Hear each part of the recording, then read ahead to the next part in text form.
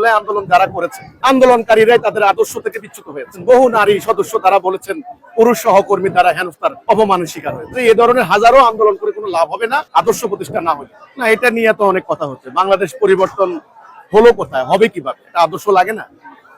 আপনার হলো তুরাগ নদীতে ছাত্রলীগের বা যুবলীগের লাশ ভাইসা উঠছে। আমি কালকে বিবিসিতে এটা প্রতিবেদন শুনেছি। পুলিশ ধাওয়া দিয়েছে, ছাত্রদল বা শিবির এরা নাকি ধাওয়া দিয়েছে, ওরা আবার অস্বীকার করেছে। কাজেই এখন এই প্রতিপক্ষ বিরোধী দলকে দমন করা, ধাওয়া দেওয়া, নদীতে ফালানো, মিথ্যা মামলা দেওয়া, গুম করা বা তাদেরকে এই ধরনের কর্মকাণ্ড তো অতীতেও হয়েছে, তাই না?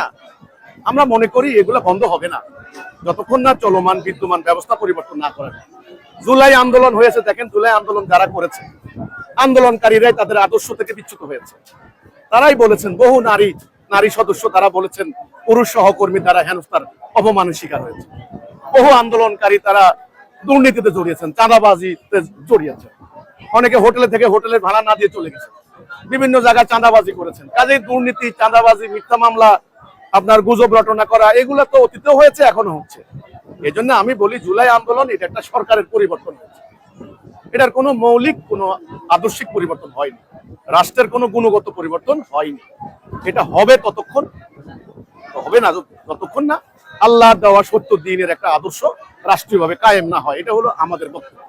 কাজে এ ধরনের হাজারো আন্দোলন করে কোনো লাভ হবে না, আদর্শ প্রতিষ্ঠা না হলে।